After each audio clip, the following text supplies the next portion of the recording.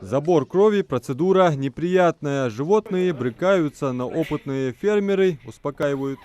А сколько миллилитров нам 5 миллилитров максимально. 2-3 миллилитра хватит. Сотрудники Сунжинской ветеринарной службы проверяют поголовье на наличие таких заболеваний, как бруцеллез, лейкоз, да и вообще на туберкулезных возбудителей. При взятии крови учитывается порядковый номер отбираемых проб крови и индивидуальные номера животных. К удобству для ветеринаров они пронумерованы. Определить больное животное на ранней стадии по внешнему виду и поведению невозможно.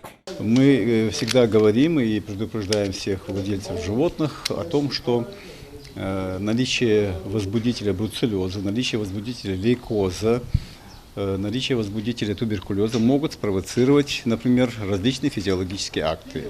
Это могут быть различные аборты на разных сроках беременности.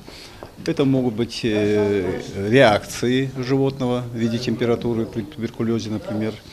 При лейкозе могут быть увеличение лимфатических узлов.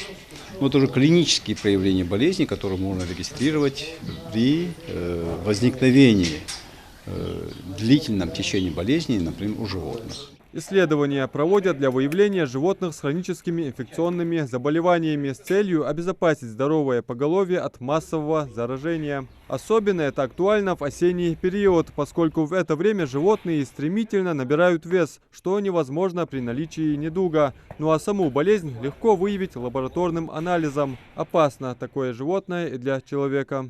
Разные типы возбудителей бруцеллеза, возбудителей туберкулеза, они являются патогенными, как штамм животного патогенный для человека, как и патогенный штамм человека, например, бруцеллеза, туберкулеза, он является патогенным для животных.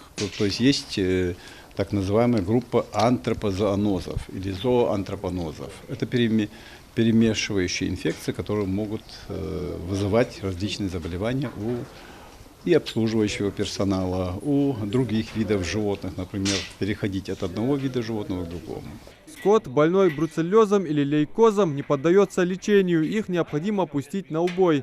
Мясо и молоко такого животного категорически запрещено употреблять в пищу. Исследования на хронические инфекционные заболевания занимают не более 2 часов. Но здесь, в КФХ Костоев, уверены, скотина полностью здорова. Прежде чем там именно говорится, что в течение месяца карантина чекденчил отпускать достоин. Без полностью там лейкоз, бруцеллез, масл, обследовать, дальше шадолича. Ханзабал я через обсабяхка дикет проверьте, она в любом случае вина бук гаря хаяка продукция изер. Она масса не сдохла миллил жусаку, щи дохом проверить, дейтери щи дохом дедишь типа доллары из дикретов.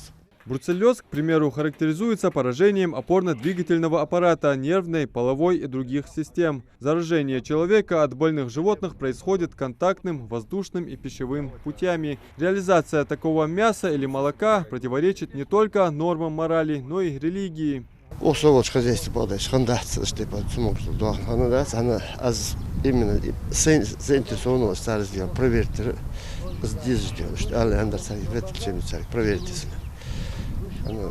Скордыш халга колхоздук болбап сыган сызын жо именно сингил хаяка шуре иш олму через ан стерилизовать ячилди ага диyor.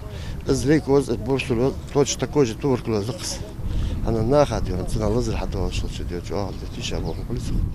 Проба крови отправлена на исследование в ветеринарную лабораторию, а тем временем медики выезжают по заявкам к другим фермерам. Адам Мережков, Адам Далаков. Новости 24.